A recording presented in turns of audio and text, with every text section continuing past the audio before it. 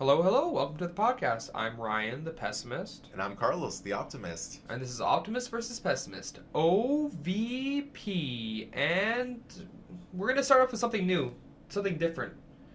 Because I like different. I heard you like giving news and providing news. I do like news. So I'm going to give you your opportunity to shine here. Something that I'm sure all the Optimist fans have been waiting for. And I'm going to let you provide news of the week. This could be movie news. This is the name of the segment. This is the name of the segment. Right. Moves of the week. I said moves of the week. Moves of the week. Sorry. I don't know what it is anymore. It's news of the week. So it can be anime, movies, whatever knowledge you acquired through the week. Blindside me with it so I can not respond properly. Awesome. So, news of the week. Hit me up. What do you got? Okay, so first and foremost, of course, I gotta start with Star Wars. My one love. One love. Your only love. One time for your mind. Yes, my only love. So we've announced that we're gonna be focusing on a new era, a new point in the timeline. I didn't realize we were creators in the Star Wars universe and now are providing new material. We are. Oh. We are creating. Then why is it so bad? I hope this is better. No, seriously, why is it so bad is a good question. Why is it so not well planned? So they're calling it the High Republic era. Okay. This is 400 years before Phantom Menace. And we know that Darth Bane has already established the rule of two, and it is rumored right now that he is going to be the main villain of the time era. Okay. So this is going to be a multimedia event, much like Shadows of the Empire was. So we're talking comics, games, possibly even a show. Probably not a show. Possibly animated shows. Maybe animated. Maybe animated. It could get an animated show. I could see that. Okay. So it's being called Project Luminous. In reference to what? Light? Luminous beings are we, not this crude matter. I guess would be my guess. What's that? Yoda from Empire. Oh my, jeez, what a deep pull that was. Deep cut. Okay, now in terms of the timeline, does 400 years make sense for Darth Bane? Is that kind of when he started rising, or that's when he established Rule 2, or is that something they've now? It's not exact. It's a retcon, but it could work. Also, because so traditionally speaking, Bane is between Revan and let's say Palpatine and Plagueis, right? Right. You know what I mean? He's still in what is considered the Old Republic era, but like, you know what I mean? Closer to the events of Phantom Menace than is a Revan, which is like thousands of years in the past. Okay. Right? From what you've told me, is that Bane's already established the Rule of Two. And I feel like that's a bad idea. We could have had a very interesting kind of him like maniacally breaking down the Sith Empire. They might still do that, and I really hope that they do. That would be very interesting. What would be very cool would be to get, let's say we got the formation of the Rule of Two and the destruction of the Sith Empire in the movies, and we got everything else like afterwards in the supplementary in this High Republic era. Sure. That's the way I would want them to go with it, to be honest with you. Yeah, it seems like we're way more interested in kind of the Sith side than the actual High Republic, which is, seeing a competent Republic would be interesting. It would be cool because at this time the point is that not only is the Republic performing at its highest efficiency and actually being effective, but so is the Jedi Order. Right. They're actually effective. They're powerful. Do you think they're going to create new Jedi, or they're going to take from kind of Old Republic Jedi? I think that we're going to see a lot of adaptation is what I think we're going to see. I think we're going to see a lot of new ideas as well. We're going to see Yoda, obviously, still. They've confirmed that they're going to have a younger Yoda, which I don't think is a bad call, actually. I think in a way it's a good tie. He's a good anchor. I don't know. For the casual fan, especially. I don't know how easy they are going to be able to de-age an actor like Yoda. They're going to have a tough time with it. De-age Frank Oz, even though he's just doing the puppets still. De-age him, Frank, we're going to de-age you. We'll notice it, all right? We'll notice it. We'll know. This isn't young Frank Oz.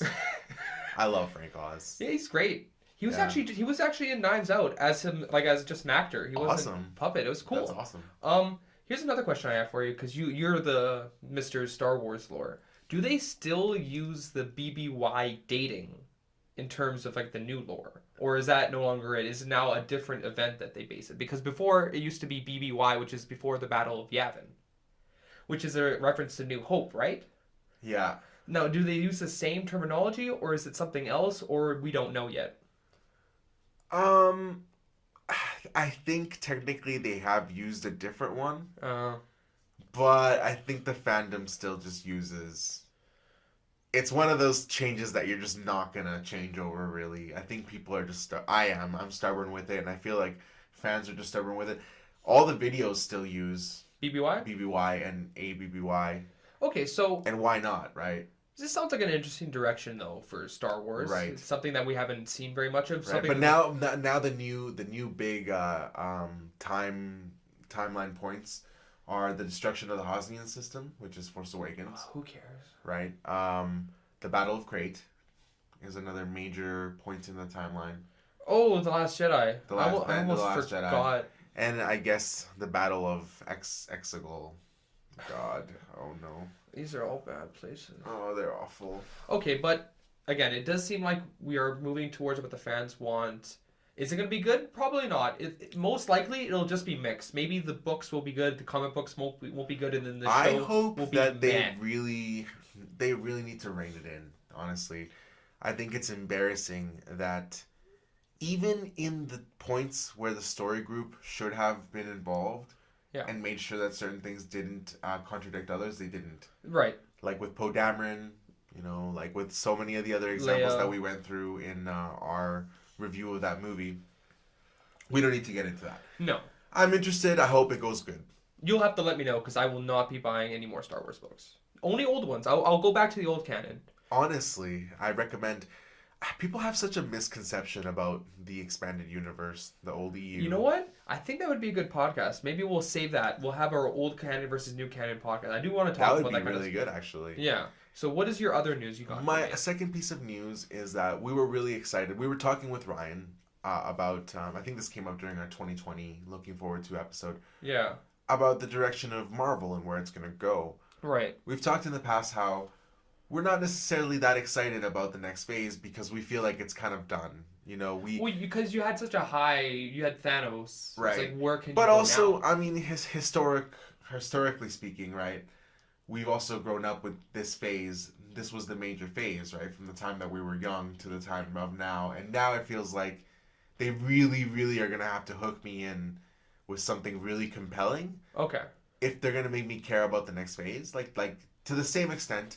And even then, I don't think it'll ever reach those levels. Yeah.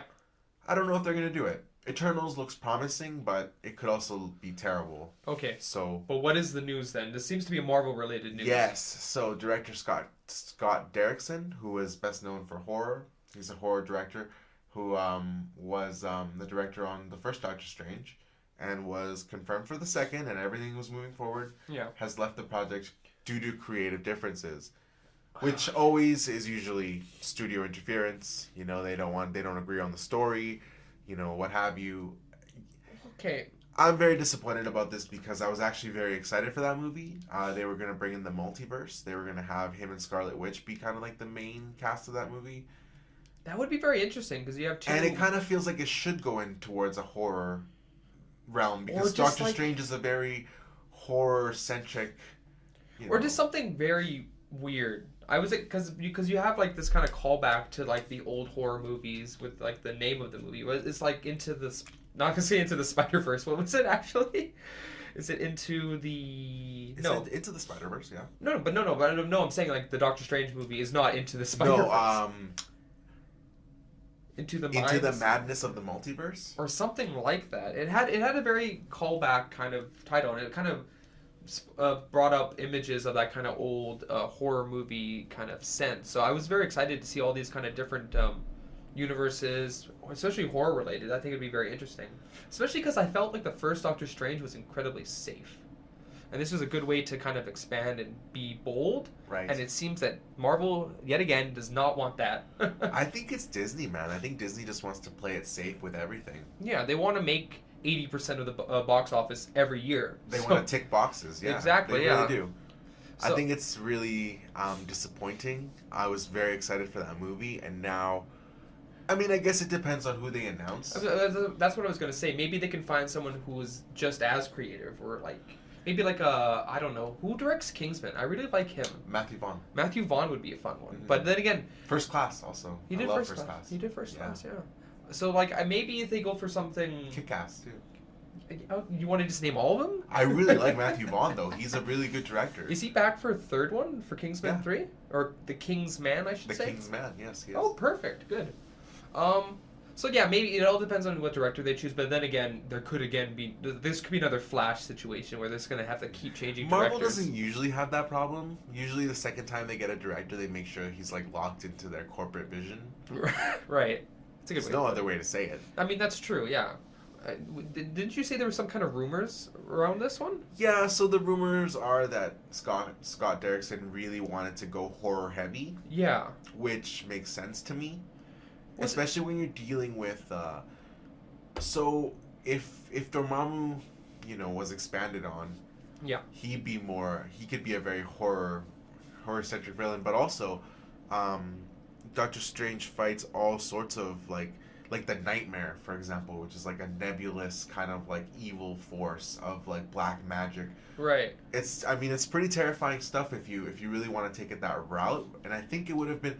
I don't think Marvel has committed to the whole concept of every movie is a different genre. I feel like never. they've kind of like dipped their foot in the waters, but the only one they've really done, which is like a full, is would be considered Captain America: Winter Soldier. Is the only one that I felt was like, this really feels like a political thriller. Like, Yeah. that's the only one though. Ant-Man feeling like a heist movie. Yeah, I guess they have a heist, but it's a half-baked heist. Again, yeah, the whole point of Disney is to be safe. And they want to say these things and then just, again, like dip their toes into that genre and then quickly step back into something that's safe. We want to have this interesting, we want to go into horror, but then kind of follow the same, tick the same boxes as we do with all the other movies. Don't go too into horror.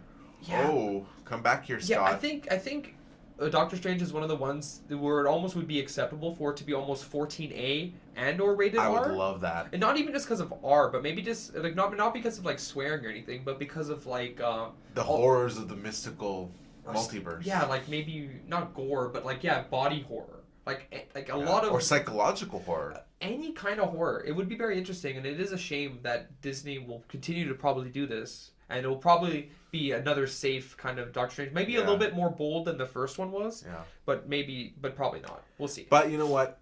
Full respect to Kevin Feige. He has managed to keep making these movies that, have quality, some better than others. He's at least managed to tell a narrative, and I respect if he feels that this this isn't going in terms of my vision. Yeah. I'd rather have that, because then we don't end up like a situation with Star Wars. Right. Sometimes creativity does suffer, and I understand that, but I am of the, maybe I am in the minority of the people that would rather have a tighter control if it meant a more uniform story. Personally. Well, for Star Wars, that would have worked a lot better. Yeah, I definitely agree. So yeah, we'll see what happens with Doctor Strange. So that's my news of the week. Is that going to be Ba-da-ba-ba-da-ba. Okay? Great. We'll have that as your outro to news of the week. I can't even say the thing. Yeah. Is it moves of the week or is it news of the week? Can we call it news of the world? No. Well, maybe. It depends on where you're getting this news from. Is this from Thailand and another one from India? I was just thinking of the time that Brian scared Stewie with the news of the world. Oh, the Queen. Yeah, Queen record. Yeah. Okay. Can we please call it news of the world? We'll see. All right. We'll see if you can get to even keep this segment. Okay. If you're a good boy, you might. Wow. On air, ladies and gentlemen, getting disciplined. If you guys thought it was like a partnership, it's not. It's really not. No. I'm his master and he's the apprentice. Yes. Ooh, so he's probably gonna kill me. Got a real rule of two vibe. He's gonna kill me in my sleep, probably. No, and I'll probably deserve it. No. If you and I had a like master apprentice relationship as Sith, I think we'd respect each other enough to like not go the manipulative, sneaky route. I think we would respect each other enough to have like an actual. So you just kill me in a battle. I might not kill you. What if you're stronger than me? Oh yeah, then I'll find a new apprentice, a new optimist. Yeah, but don't you think that that's how it should be? I would prefer that. No, I think Sidious cheated. I honestly think Sidious cheated. He's dirty. He did him dirty. And then he didn't follow the rule of two because he kept Vader, even though Vader could never best him. And they had Inquisitors. The whole Inquisitorius kind of goes against the rule of two a little bit. They broke the rule of two. Anyway, let's stop with Star Wars. never again, but then brought up whenever. So, next topic. Yes. Today we are going to be talking about the first 2 episodes of The Witcher. We're pretty late to the party on that one because that came out like December 20th or something, right? Yeah, it's a busy time. Basically, if you guys don't know, The Witcher is a high fantasy book series written by a Polish author whose name I will never try to pronounce. He's written about 8 books, and I think there's been about 3 video games so far. So, they obviously had to make a Netflix series for this. Yes. Have you played the games? No. I've been told several times by several different people to play them, and I refuse to. I don't like kind of like open world fantasy, not open world fantasy, open world like RPGs. Yes. Where like there's like, oh, you can do the story, but there's like 12,000 other things you can do. I'm like, right. I like to have a more narrow story, and I know that I'm in the minority in that, and that's a personal thing. But yeah, that's why I haven't really ventured. The combat looks good. I've seen people play it. But who knows? Maybe I'll change my tune and I'll play it and I'll just never stop. I'll be the biggest Witcher fan. Right. So, first 2 episodes, The Witcher. What did you think, Carlos? Okay, so we're gonna do blanket statements. We're not gonna go plot point by plot point. You don't want to talk about the Niflgaard and the Adarine and the Brotherhood? Okay, so I did not really like the first episode almost at all. I don't know what it was, but I felt like there was a lot of weird choices. Granted, usually when you have a pilot, the show is finding its footing. There's a lot that can be forgiven in a pilot, but I felt like a lot of stuff kept taking me out. For example, one of the major things is the Witcher himself, played by Superman, Henry Cavill. Yeah. They were doing some weird voice alteration thing with his voice. In the first episode. He didn't speak enough for me to kind of get it. It did look like, almost sound like a Batman kind of thing. Right. But I didn't mind it. I did like that his voice was so deep. It took me out because it was like artificially deep. And I feel like in the second episode they still had it, but they scaled it back just a little bit. Maybe. And it made it really like the problem went away from me. Or maybe he talks more in the second one and it didn't. Or maybe you got used to it. Who knows? Also, there was a lot of weird angles in the first episode. A lot of like the camera being like at a weird angle, like looking kind of upwards at askew to kind of make you feel, I don't know, disoriented or as part of like lost in a fantasy world. I thought that was really distracting. Okay. I thought that the sets, for some reason in the first episode, it felt cheap for me. It felt like cheap Lord of the Rings. Okay. But in the second episode, it didn't feel cheap at all anymore. Okay. Like, I don't know what it was between the first and second episodes. The first episode was so bad for me that I almost didn't even want to go back and watch it. It was like a chore. It was because we had to do the podcast. It forced you to watch it. Really, that's the only reason why I watched the second episode and why I probably didn't watch the third. Because even though I really liked the second episode in comparison, I was really burnt out and I didn't want to watch it. They're long and it's hilarious that I was complaining about this with Mandalorian about the too length. Short, yeah. But it felt so padded to me. Okay. I felt like the exposition was clunky in some points and well done in others, but maybe too much world building, too many names at once, too much information, very confusing. Okay. Would you like to hear my thoughts? I would love to. I have now seen 3 episodes, so I have a little bit more information than you do on this. Please spoil it. We'll see. We'll see if I want to. But I definitely share your same kind of skepticism. My first impression of it was like, oh, this is like The Mandalorian, but not good. And The Mandalorian itself is already not good. It kind of feels like a step down in terms of acting and writing from The Mandalorian. Yeah, it really does. But here's the problem with this kind of show, and I think this is like a problem with any kind of high fantasy series, is that it works in books. Because there's a book series I'm reading right now called the Stormlight Archive. Now that is high fantasy, but what I mean by high fantasy is that it involves a lot of fantasy elements that need to be explained. Yes. Whereas, like, okay, for an example of an opposite is Game of Thrones. Game of Thrones is very similar to our past, with a few notable exceptions. It also kind of starts off more like our past, and then as the series expands, fantasy elements would get more enlightened and stuff like that. Right. Would Harry Potter be considered high fantasy? You know what? I've never thought about Harry Potter as being high fantasy because Harry Potter. I think the reason Harry Potter I wouldn't consider high fantasy is that it's easy to understand. Yes. These people use magic, and each wand does a special thing. But like, if you have to kind of like reinvent the wheel, You have to like, okay, this isn't anything like our world, so we need to explain almost everything. Yeah. So I guess Lord of the Rings would fall under because it's more similar to our world. Yeah, I think Lord of the Rings could be considered high fantasy, but then again, it's also kind of easy to understand. It only thing that's different is like, oh, there's elves and dwarves. There's like basic kind of fantasy elements to it, whereas Right. like The Witcher, it's like, oh, that's a Mongolian, and it's like, oh, that's a Zungagra from the kingdom of Eidolon. It's like there's too many different things about this universe. It's very overwhelming. So I think high fantasy is really hard to do TV wise because you do, as you say, have to do exposition a lot. You need to kind of expand that world. Now, it may be just me, because I am reading a high fantasy series. I'm a big fan of Game of Thrones, but like the world's not that engaging to me. I think that's like the biggest problem I have with it is I agree. I think that the writing is not great. The acting is at times not great. I think it depends on the person. I think Henry Cavill is doing a good job with the very little that they're giving him. He is the man. That's why I want to bring this Mandalorian up, because he feels like a Mandalorian. Like the show is on his shoulders because no one else has been able to kind of have the same presence or whatever. So like, yeah, high fantasy, it's hard to do. So I understand. Right. And there are good things though. There are things I liked, and I think we should start there with just general things I really liked. Oh God, okay, So I really liked Henry Cavill as The Witcher. I think Sure. I don't like The Witcher's dialogue. I don't like the way he's written.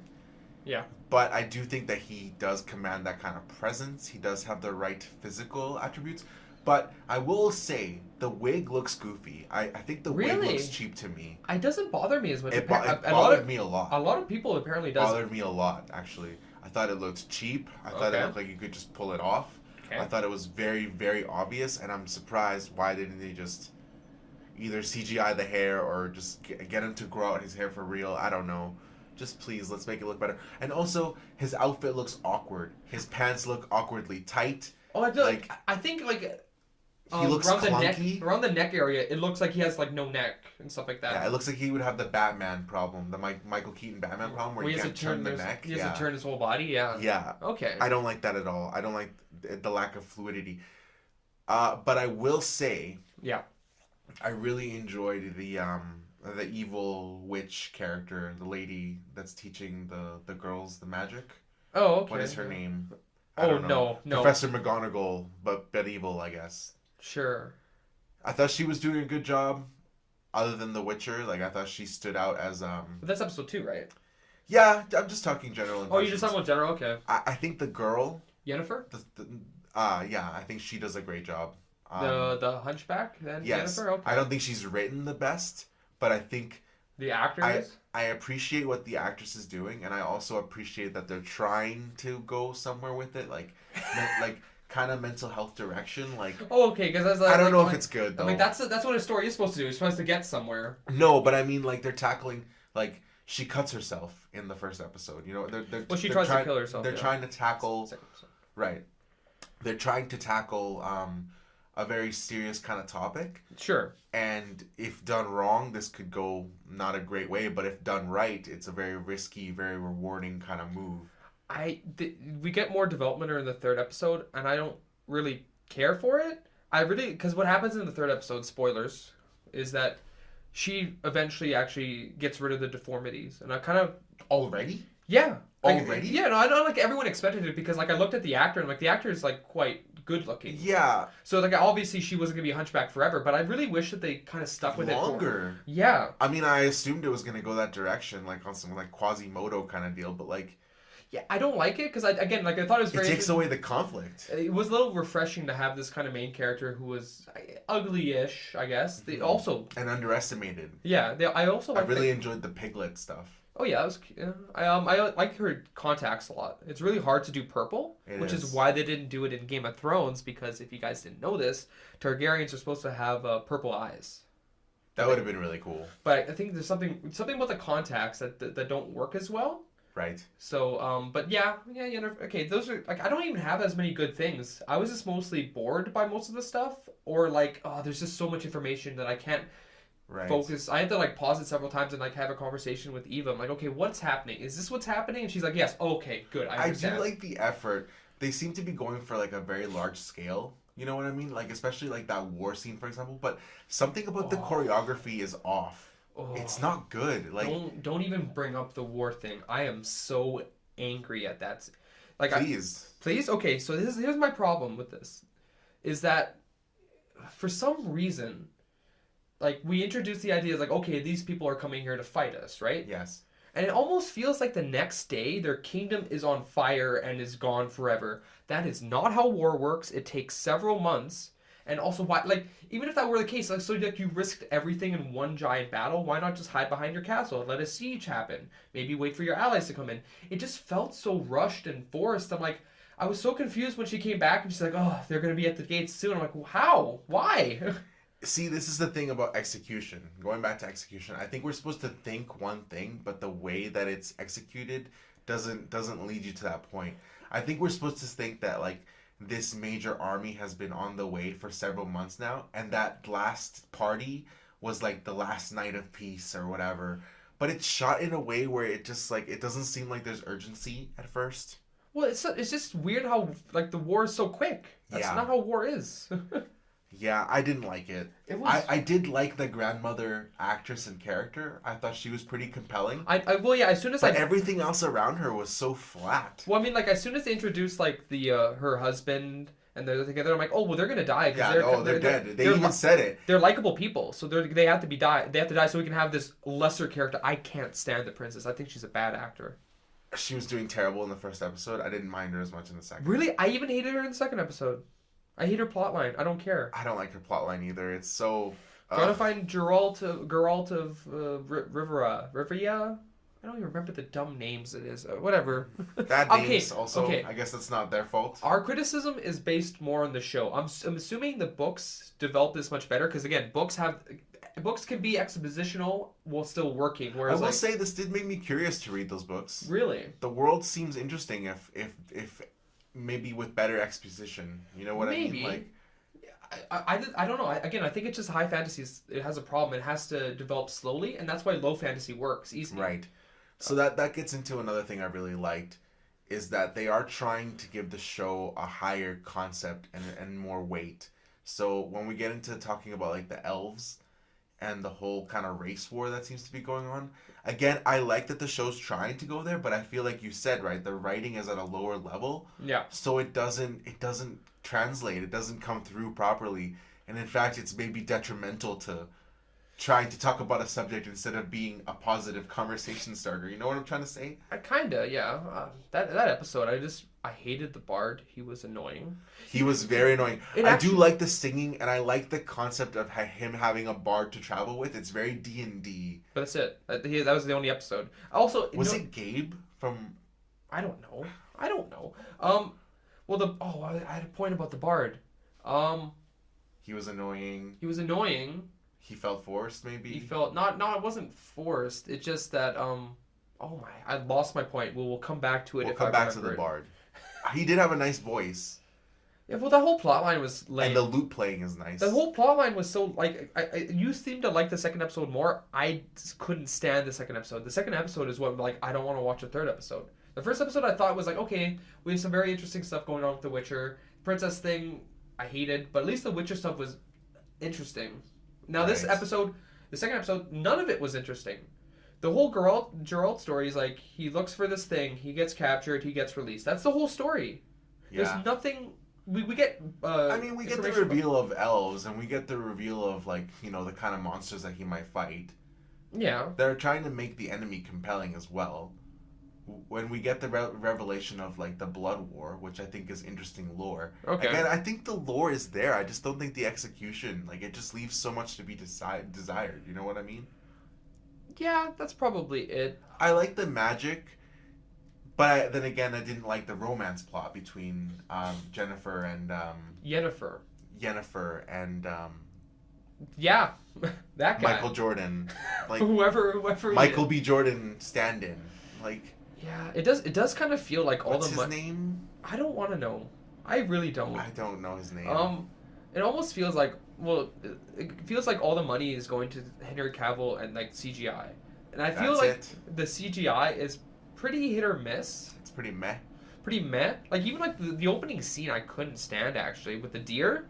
Hated it. And he's fighting underwater, and like the creature looked ugly. It didn't look like good CGI wise, which is weird because in episode 3. Also, so sorry about that scene. Can he breathe underwater then? Is that part of his superpowers? Because he obviously has super strength, right?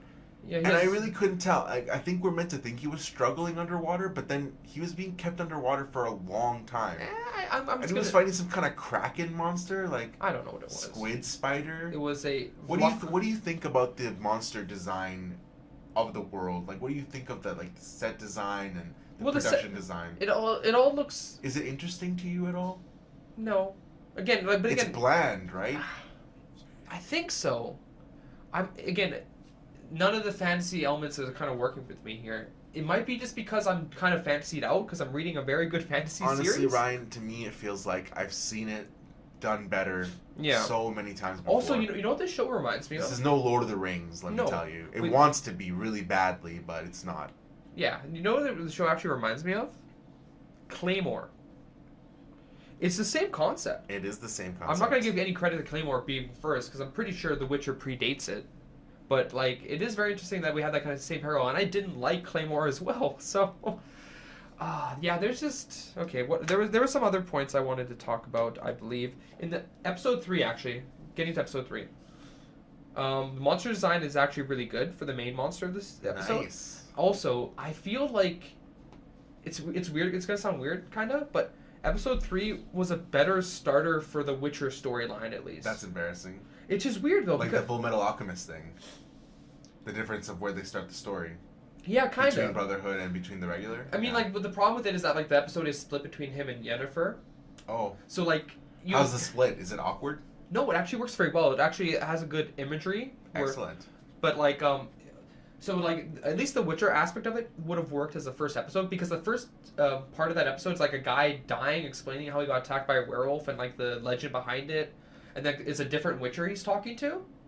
Right. And then that Witcher goes to explore, and it's, like, all mysterious and stuff. I'm like, this is a good way of introducing us to the world, other than, like, having this dumb fight scene underwater where he fights an ugly CGI monster. Having this kind of build-up to the monster. Having them, like, throughout the episode, because he has to come over there now. Right. And learn what happened to this Witcher and try to deal with it. And, like, they get clues here and there. Like, It was a much better, well-organized episode. And that, honestly, that sounds like a really effective intro to the whole Witcher concept without having to use dialogue. Yeah. You know, we understand that this Witcher's being sent out to hunt. Yeah. We probably understand that they have better senses. They're stronger. We get intrigued by the mystery of the Witcher. Like, that's the thing that I think is missing. I think the lore lends itself well to this kind of Game of Thrones style show. Yeah. But no one's really been able to capture that magic. Well, again, Game of Thrones... They're trying, man. Like, well, Game of Thrones this is a direct attempt, by the way. It feels like this Witcher thing to do a Game of Thrones show. But again, Game of Thrones has the ability to kind of ease everyone into the fantasy levels, where this one has to be like introduce every fantasy level. It felt like getting hit by a train in terms of like the fantasy exposition. Well, yeah. Well, again, like, but how else are you going to do it with a show? There's a way to do it though. Clever writing, better delivery from the actors sometimes, not showing the scenery as much. Okay, yeah. It's very funny actually. There's a scene in episode 3 that I thought was kind of silly, but this is just me. Pretty much, they think it's a werewolf, and then like he's like the Witcher's like, oh no, this is a Scuda or something. I can't remember what it was. And they're like, oh no, that's just rumor. I'm like, lady, you live in a world where there's these different kind of creatures. Why is one ridiculous and one completely plausible? It's such a weird idea. You know what I mean? Yeah, whenever they do that in fantasy worlds, I'm like, no. You shouldn't be surprised by anything, creature. Anything. And if you honestly have these creatures running around doing stuff, you should never be surprised by it. So even though episode 3 is a better episode, all the problems still persist. It is still hard to be engaged by it. I don't really care for Yennefer's storyline. You seem to. I don't. A little bit in terms of like I want to see her become really powerful because that's what we're building up here, right? That she's got latent power because of her half health heritage. She kind of in the end of the last episode, the third episode, she see if I can try to explain. So She wanted to be posted somewhere. The Brotherhood decided to post her somewhere else, so she Okay. didn't go to the initiation. But then she got rid of her elvish stuff by talking to some guy that was introduced earlier that episode. Not elvish stuff. She got rid of her like deformities, Right. and then she introduced herself to the king without talking to the Brotherhood to take over that position by force, pretty much. Because like the Very Sith of her. kinda, yeah. So like we have this kind of dark turn for her. I like the power play. If Yeah. it's done well. Was Yeah. it done well? I think so. But again, like it's hard to like. I'm like, okay, so it's hard to follow at times for me at least because there's. So I like many... the Brotherhood. That's a good concept. I really don't care. Again, that's probably just with the show. I just don't care. I want to be invested, but there isn't anything that's pulling me in here. I don't think any of the writing is that great. I think the actors are doing a mad job. Like everything looks nice, but again, I can't compliment things on looks because it's looks what it's supposed to look like. You know what I mean? Yeah. Okay, so to wrap this up here, Ryan, Yeah. will you be watching the rest of season 1? Is my question. I don't think I've started a show and watched like 3 episodes and then not finished it. So yes, I will finish it despite my opinions. Hey, it might get better. So let us decide right now on air. Are we gonna talk about it episode by episode every week, or are we just gonna like do a wrap up of the season 1? I think we'll do this episode. For the podcast, I'll finish the whole season. What we'll do is we'll do a season review. We're not gonna do the Mandalorian. We're not as invested as you can No. tell. We're not as invested. We really are, and it's funny that we both kind of fell in the exact same boat with this. Yeah. Weren't you the optimist? I'm sorry. I am okay. This is funny, right?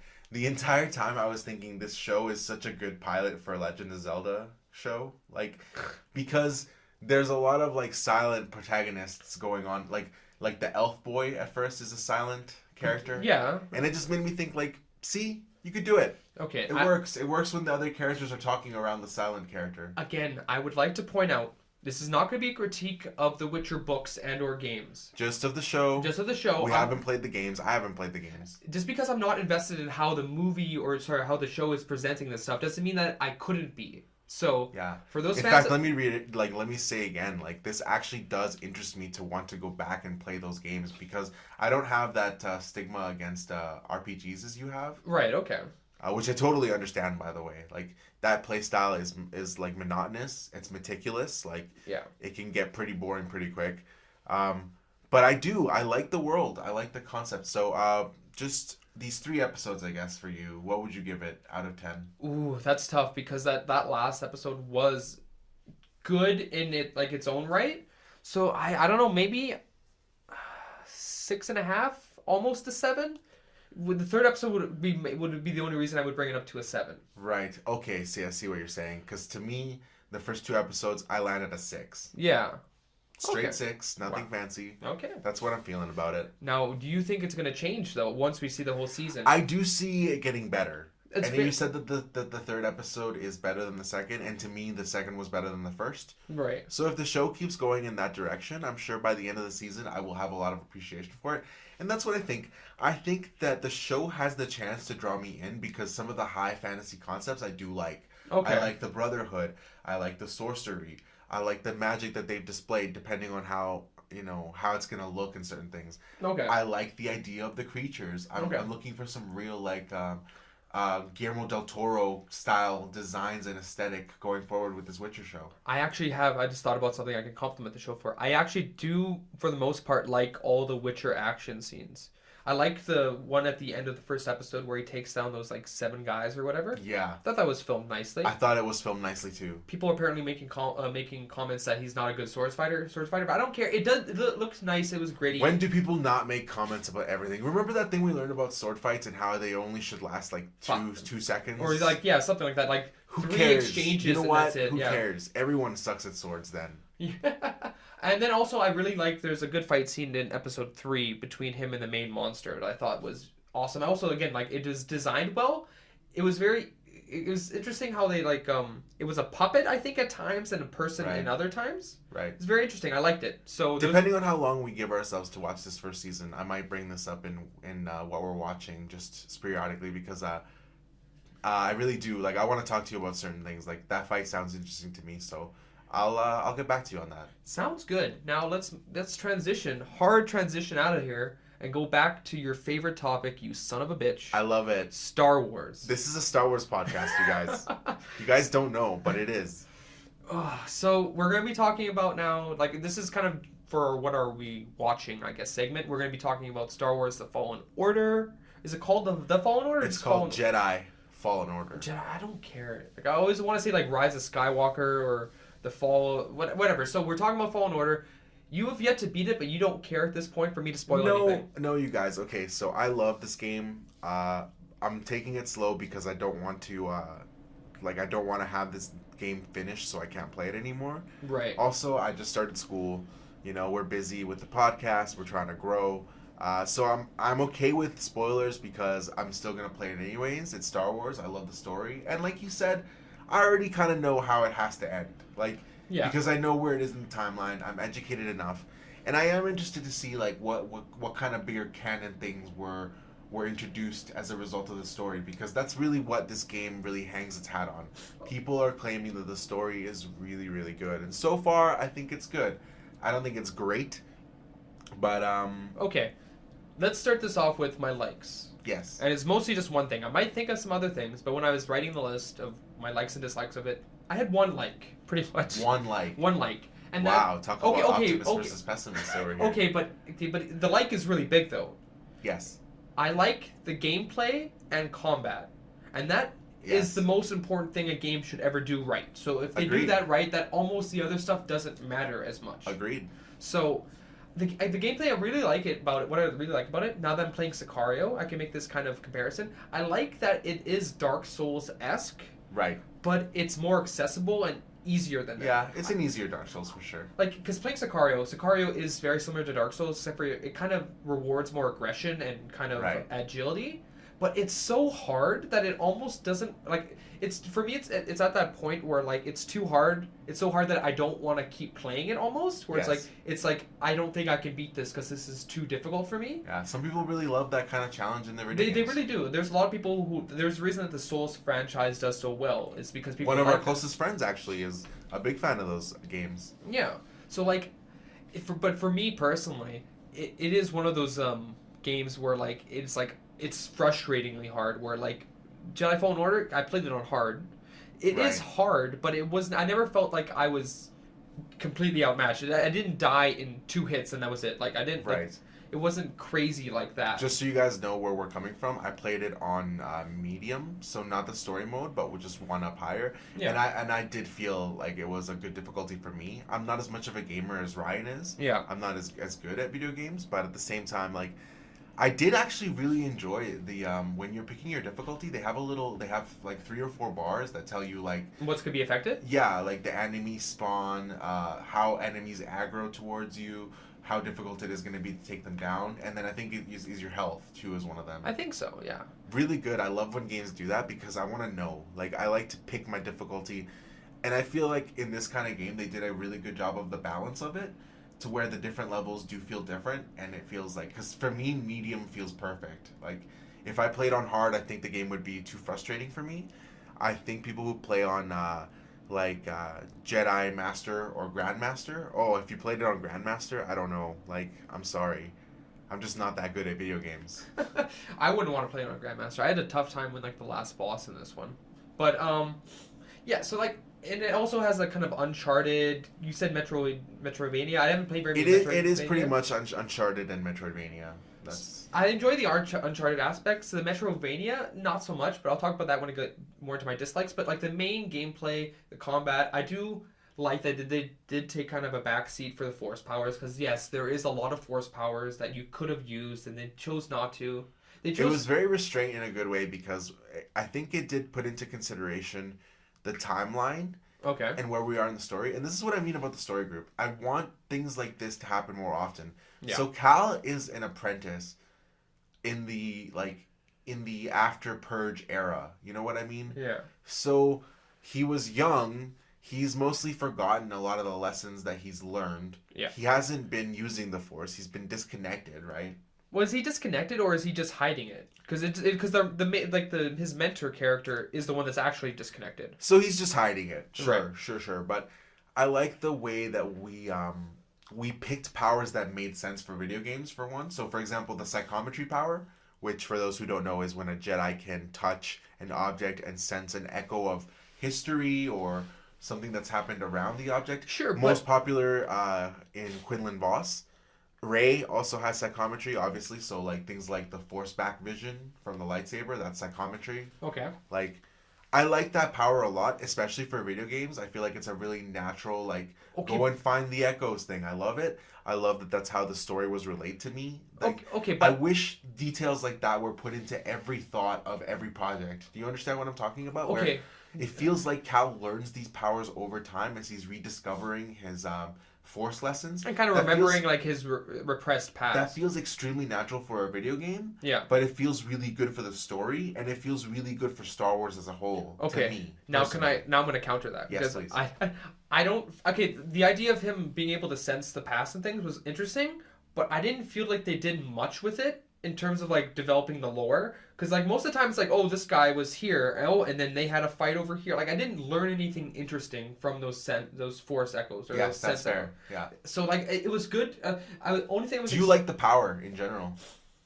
Yeah, it's fine. I guess it's fine. Whatever. How do you feel about the force back vision? I'm sorry, I'm just curious. Force back vision in Force Awakens when Rey touches the saber for the first time? That's visually very good scene. I think that's psychometry. Okay, I enjoy that then. If they would have done more stuff like that, maybe like have cutscenes for some of them, like it kind of shows you the past. That would have been interesting. But, that would have been cool. So now to my dislikes. Yes. Because I have so many of them. Yes.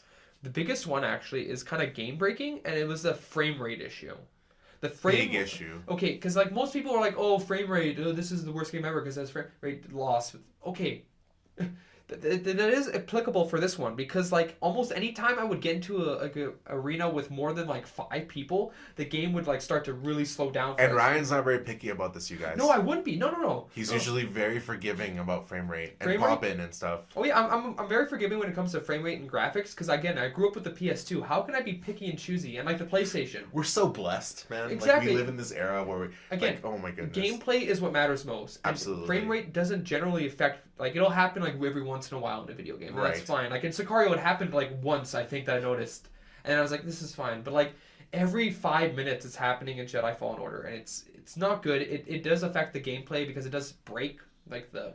It slows it down, and it makes it not cool anymore. Because what you want to be is cool. You want to be styling all over these guys with your cool force powers, and when the frame rate drops, it just screws the timing. Like there's also just general glitches. A lot of there's the time. There's a lot of glitches. Like too much for like an actual release. For a AAA game, It is kind of almost a little embarrassing. I'm a little disappointed in Respawn actually. Or would you blame EA? Really? Let's just blame them both. How about that? Everyone gets the blame. Everybody gets the blame. You get blamed, and then you get blamed. So yeah. I agree with you 100%. Okay. Another thing kind of comes more with the map system.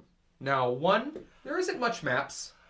I do like the map system in terms of lore and in terms of picking it out of the Star Wars. It's pretty much the same thing that Amidala. It's like the map that Amidala shows to plan her little attack on King Palace. You know what I'm talking about? Like that hologram? Yeah. I understand what you mean, but I do like BD also. I like how BD is integrated into the game, into the story, into the lore. Yeah. As a tool, as a character. Yeah. Very cool. I think BD works, yeah. I definitely agree. There we go. There's another like. I like BD. Mm-hmm. I haven't liked a droid in forever, like a new droid introduced. Yeah, and he's cool that he's like an Indiana Jones droid. Like he's like a researcher. Yeah. Like excavator droid? Is that what it's called? Sure. I don't know. Archaeology droid. Okay, so back to the maps. There is a lack of maps. We only have 5 planets in total? And yes, including Bogano, including the tutorial planet. And there's also another planet they introduced, which you haven't got to yet, called Inquisitorius, which is kind of like the main. That's where they train the Inquisitors. Yeah, I think. But the planet is called Inquisitorius. Or maybe the fortress is, and it's on a specific. Because planet. the Inquisitorius is the name for the organization. Yeah, so I think maybe it's just in I can't even say the word now. Inquisitorius. Inquisitorius Castle or Fortress. I think that's what it's probably called. That's cool. It's a cool name, but like that's 5 planets. Is the Grand Inquisitor there? We will get there. We will get there for when we talk about the story. Yes. But like yeah, there's not enough planets, especially for something like Star Wars. It feels like we should have. I thought it was gonna be 7. Or like a minimum. I was told 7. A minimum of 8. Maybe there's like bonus planets, but like I think there should have been just a minimum. There's probably gonna be DLC planets. I'm assuming. You know that this is the era we live in now. Yeah. And also, I felt this isn't really the map's fault. They maybe they needed a better map system. I found it very hard to look at the 3D map and know exactly where I was and where I was going, where was these new areas were at, where I could access, where I couldn't see, access. I disagree with you completely. I thought it was so you could spin it, you could zoom You could in. spin it, but it didn't feel like it still felt very big and confusing. It didn't feel intuitive. I think that's probably the biggest issue with it. Yeah, is it Right. didn't feel I'm also used to playing because Metroid has a very similar. Although the map system in the Metroid games is much better. like maybe if I could have paused it and then like had like a map and then like have like 1, 2, 3 level and then I could be able to see it clearly because like Yeah. even if you're like, oh, I want to see level 2, it still shows level 1 a lot of it, so like I Yeah, can't. almost like in the hologram itself, that levels should have been blurred out as you're not on that level anymore. Yeah, or something like that. Yeah, Or something like Zelda, which is a lot more clearer. That the map you just go floor by floor, and it's like just the block representation of the map. okay, I completely understand what you mean. so okay, fair enough. All right, so now this next complaint may be because it's weird because I am an old gamer, but in some senses I'm a new gamer, and I really Right. think they should have had a fast travel system. I agree. Considering how big these maps are and how easy it is to kind of get lost, and like, okay, I need to get this place. Or like it's like, oh, I'm all the way over here. Oh, I need to get back to my ship. Oh my god, how am I Yeah. gonna do that? Also, again, this is what I mean about having a story group. I wish that they were more involved because this would be such a great tie-in to everything they're doing with the movies. Yeah. Like you could literally have him use that force teleportation or whatever they're calling it, power that Luke does. And it makes sense because if you go from meditation circle to meditation circle, those are like force nexuses essentially, like Yeah. the concentrations of the force. It would make sense that he could teleport between them and only between them at those points. Not only would it make sense as a video game mechanic, but it would make sense in a really satisfying way to the lore as an addition. And Yeah. I don't think it would make Cal OP because he'd be limited. He can only do it between, and not even from planet to planet. He could only do No. it on the planet that he's on. Exactly. So I think I would have loved that. it's such too. an easy add too, because like again, And a good one. Sicario, you can do that, and he's just a ninja. There's no good reason for him to have it. So Right. as you just gave a good reason for how Star Wars could have done this, so it's so We've weird. established it, and this is what I mean when you're talking about games where the fandom is so involved. Yeah. For me, something like having the fast travel and tying it into the lore like that would bring up the game score for an entire point. Yeah. Like it's that big of a deal for me. Okay. It's so cool. Wouldn't it be so cool though? Like I think for me it would be one of the coolest little tie-ins. Sure. Like I love when the tie-ins are natural and so cool because when they work, they really work. Right. Okay. So yeah, that's like all that's related to the map, and there should have been more maps. Yes. Maps should have been laid out better. Talk to me about the story now. Not yet. Ooh, Not yet. There's another thing that's kind of related to the maps, and this is kind of maybe this is me personally. I felt the exploration was not as rewarding as it could have been. I find a lot of the stuff you can get is cosmetics, and Yes. like maybe what they could have done is because there's this thing that you can get essences like that will upgrade your force and upgrade your health. Yes. Maybe I if did they, like that. maybe if they doubled the number of that. Maybe if it was like 8, it'd Yeah. make me want to go on these extra paths because it's like, oh, I can change the color of the mantis, the ship. Great. Oh, I got a plant for the guy. Which is cool, Like it adds, like it's all cosmetic stuff. and so it's like, all cosmetic. I do very much agree with you in the sense that like the exploration does feel rewarding in the sense of when you try to stay away from the map and you try to just take these places at face value, yeah, you can get lost in the world. And I think that the temples are really beautiful. yeah, And I don't even mind finding cosmetics in the world. I'm the kind of player that loves to do fetch quests and that kind of stuff. Like I like to fill in my maps. But I will say that I was hoping for just an extra level, like a little bit, not even too much. Like I would have loved to have more of a Legend of Zelda vibe with this in that sense, where we could have found like maybe ancient Jedi like gauntlets or something that made you stronger, or even if the lightsaber, like if it wasn't just cosmetics, if it was actually like customizations that changed like the amount of damage that you do, the amount of damage you can take from a lightsaber. Like I do like the cosmetic side of it. I think they did a good job. Yeah. I like playing with my lightsaber, and I do change it because I'm the type of gamer that has gone very slowly and have found most of the stuff before leaving an area. yeah. So I have had fun with it, They, but it's very limited. I definitely agree. That you do get to change, like for some exploration, you do get to change the aspect of your lightsaber. I think there's two instances you haven't got to them yet. On Dathomir, you can change an aspect of your lightsaber, and then on another planet, I think when he goes to the Kyber crystal planet, you can also get something as well. Right. I really do like the way BD is used because of that. He does get a lot of cool upgrades throughout the game that make him feel really valuable. Yeah. The stem packs, hacking probe droids, things like that. But those are story related though. Those are something you're going to have to incorporate. I think they should again make more rewarding things to reward people for going that distance to go around the map instead of following. Yeah, so like in Metroid, a lot of the time there's like secret items that you can only get. Like there might be a power suit that's really powerful that you only get if you really like you get every corner, nook and cranny kind of deal. Okay. All right. It's missing that. Yeah, it's missing that. So I guess now we can talk about the story. Yes, sir. I thought it was pretty underwhelming of a story. Right. So we are 6 years after Sith, I think. Something like that, yeah. Or 3 years after Sith. I thought it was 6. I think it's 6. Yeah. So cool. Cal is a surviving Jedi. He's working dismantling the ships. I like that. That was cool. Seeing the old like Star Wars Star Destroyers, listening to Star Wars metal, yeah, cool. I thought it was good world building for a game. So he gets this. He gets it. Found out, and then saved by the Mantis crew, and conveniently, horribly convenient. Good opening sequence though. In terms of the gameplay. Okay, gameplay wise, fine. But I'm saying in terms of story, which again. So this might sound controversial, but story takes a back seat when it comes to video games. If the story is amazing, it could boost the game. But if the story's not so good, but the gameplay is really good, that's fine. I agree.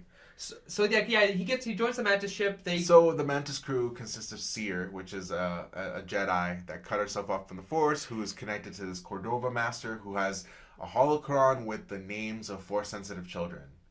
That's what we're trying to get to, right? That's the whole point. Yeah. Again, like none of it is. It just all seems kind of predictable. All of the kind of things that you think would happen, like the revelation of the Inquisitor. So please, spoil it for me, because I don't care. Okay. Did you? I want to know. You got to the revelation of who the Inquisitor is? Yeah. So the second sister is Seer's old apprentice. Yeah. Is what we got to. Yeah. So who's our big bad? Her. Pretty much. No Vader? Okay. Yes.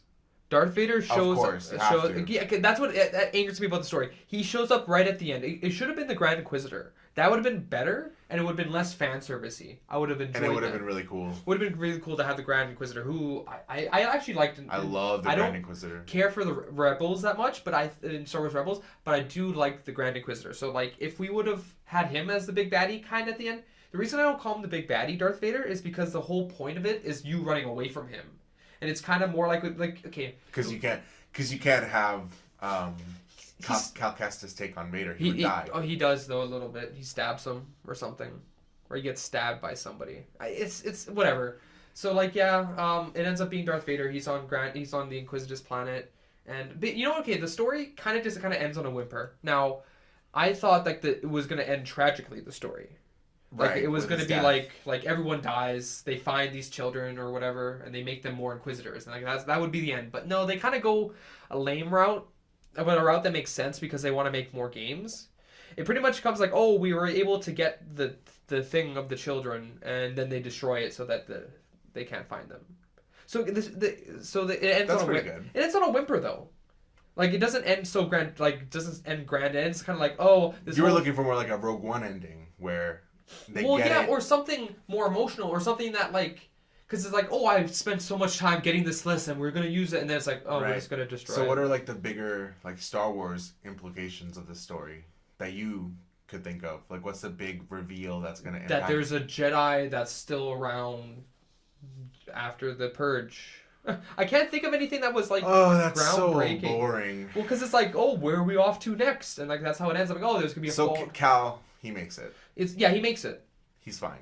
And Kreia is not Kreia. Seer is also back using lightsaber and Force. Yeah. Okay. We cool. did have I guess there was interesting idea they did with Dathomir, but again they didn't have enough time for it. basically you recruit or like join up with a night sister that survived. Nice. And she joins the crew. Nice. But only like right at the end of the game. Oh, nice. So like not nice at all. Because she had this very very weird power where she's like, okay, they're going to the Inquisitor's planet. She's like, I can cloak the ship with my night sister. Yeah, that's a night sister. Sure. Even though they stay on one planet and don't go traveling to planets. But they have stealth. But like I liked her, but again, she was introduced right at the end. She should have joined the crew in the middle of the story, not right at the end. Excellent. So let me ask you. Yeah. Do you want to see a sequel to the game? Would you play it? In terms of gameplay, yes. There's a lot they can improve upon. They can introduce more force powers. They can improve the maps, increase the maps. Right. Would you change the combat at all? What would you add or take away? I'd maybe add more force powers. That would be interesting. Add more force powers. Maybe more rewarding lightsaber combat. Maybe being able to not specialize, but I actually, that's the way I was going with it. I want to go back to the old like Jedi Academy style. They do. Yeah, I want to be able to pick my lightsaber forms. They do it interestingly in this game. I guess I'll spoil this for you. On Dothamir, you are able to actually make your lightsaber a double-bladed lightsaber. So you can actually fight that way entirely if you want. Apparently it's better for more people if you're fighting more people. So you can go switch over to that and use that. And then also you're able to, when you go to the Kyber, because what happens in the game, you break your lightsaber. Right. So you have to go and get your own lightsaber. Get your own Kyber. That's really cool, dude. Yeah, that's cool. I like that. Yeah, whatever. You're not a Star Wars fan. Whatever. So like, yeah, he goes. So then at that point, he makes his one that can be a double lightsaber, but only for like a certain attack. Though it's not. What planet does he get the crystal on? The same planet. Pagano? No. The planet Dathomir? the planet that the Kyber crystal planet, the cold one, the frost one that we saw. Oh, Ilum. Yeah, Ilum. He goes to Ilum, and then obviously they show up there, and they're like, "Oh, we found." Which still hasn't been confirmed to Starkiller Base. Come on. Somebody confirmed something. Make it cool. So. All right, Ryan. So what are you gonna give this game out of 10? Your experience. Okay. Again, as I've said, gameplay matters more when you're talking about video games when it comes to... I agree with you. But it's weird that I have to say that because that just seems like common sense to me. But people are like, no, story matters a lot. Sure. Yeah, Bioshock is enhanced by its story, but the gameplay is also very fun and refreshing for a first-person shooter. This is going to be a super meta point about video games as a medium, but I feel like because video games started out with no stories... once stories started to become implemented, it became a really big deal. Yeah. To the point where people do exactly what you're talking about, is that they weigh the stories more than the gameplay nowadays. It's like stories become more important, but to me, video games are for the story, but they're more for the gameplay, like you say. It's about playing an experience. That's one of the things that Ryan made a good point, actually. He was saying that it's one of the things that makes adapting these things maybe a little harder is the fact that you can't really play the experience when you're talking about a movie. Yeah. And playing the experience does affect how you take in the media. Sure. So. Okay, so for my final score for Jedi Fallen Order, I would maybe hazard to give it an 8. But again, this is mostly for the gameplay. I had a lot of fun with the game in terms of the gameplay and the combat and stuff like that. The story was meh. It was almost kind of serviceable. Right. So for me, the game is going to be, I already know it's going to fall into an 8.5. Okay, sure. Because when you're a huge fan of the stuff and when you're really deep into the lore, when the story group actually is working, they do a good job of paying that off for you. Yeah. I just wish they were more involved on all levels. Yeah. I think that it's sad that this video game is one of the only things that really has made an effort to tie in stuff and to add to the lore, to expand the world building in a really nice way. Yeah. I think it took too long with the video games. I think that EA has really hurt the license. Let's not talk about the Battlefronts. Well, apparently 2 is good now. Battlefront 2 it's really good now because it's been constantly updated, and I will give credit where it's due. Thank you, DICE, and thank you, EA, for supporting that game for as long as you did. Yeah. Thank you for fixing a lot of the problems. Thank you for trying a story mode, even though it was too short. Yeah. Too short and sold very deceptively. But that's the other thing. Battlefront 2 does have a lot of really cool tie-ins to the overall lore. Sure. The writers of that, they've come out and said that they wanted to make the story longer, and they wanted to keep Iden Versio on the Empire side longer, but it was EA that came down and said no. They needed it to be quick. They needed it to be not long. So that's where we're talking about EA being a terrible company. especially as a parent company to such great developers, because usually you want to talk about studio interference in terms of movies. Oh my god, video games are probably way, way worse. Oh, probably. Probably. So I think for me, I'm really glad this game came out. I hope we continue to get good Star Wars video games. I hope we continue to work on lightsaber combat, because I think it's embarrassing that even like, however many years, 10, 15 years later, from the Jedi Academy games, we haven't had a game that really has let you dive into lightsaber combat the way it should be. Yeah. Picking my forms, picking my style, picking my saber type and colors, and having the materials affect the way that the fights go, and being able to just recreate the movie battles. Like, I think we're at the technology point graphics wise where it would be amazing. Yeah. And I really love the things. I haven't played Vader Immortal like VR, but from what I've seen, it seems like the saber combat there on the VR side is getting really intricate now. So Okay. Star Wars has so much video game potential. It's literally the IP that's probably best suited for video games. Well, yeah, because again, you can focus on different genres. Again, that's kind of what goes to the problems with new Star Wars canon, is that they're not utilizing these different genres. They want to have the Force in everything, but maybe not. Maybe we have racing. Maybe we have Underworld Syndicate. Maybe we just have like soldiers or something like that. So if you guys want to go back, we did do an episode about our favorite Star Wars video games. Sure. It's a really good episode. There was a lot more to talk about. There's a lot more games to talk about. We could even do like 2 or 3 more episodes of that, I'm sure. Like Maybe. If that's what you guys want, we'll see. So yeah, just let us know, like, in the comments. What do you guys think of The Witcher? What do you guys think of Fallen Order here? Did you like it? Was it a good experience? Do you think that Star Wars needs to take a break? Are you okay with the amount of content and material that we're getting? Are you excited for this High Republic era thing? Are you excited for Doctor Strangelove, or how I learned to stop worrying and love the bomb? Do you care that Scott Derrickson got taken out? Did you want a more horror? Did you even know who the director was? Probably not. It's just directed by Marvel Man. Yeah. All right. Yeah. That's gonna be it for the podcast, guys. So this week we actually launched a bunch of our social media platforms. I think it's optimist versus pessimist on most. Yep, OVP on our Facebook page, I believe. Optimus Pessimist. We do have a Twitter page now. We're gonna work on Instagram. We'll see if we get an Instagram account. Yeah, so please engage, you guys. Like, we want to know like what you guys are thinking about these things as you're watching it, as they're coming out. Or even just give us ideas on what you guys would like to hear from us. What do you guys want to talk about? Yeah. Do you guys want to do a certain series of movies? Do you guys want to do a certain series of episodes?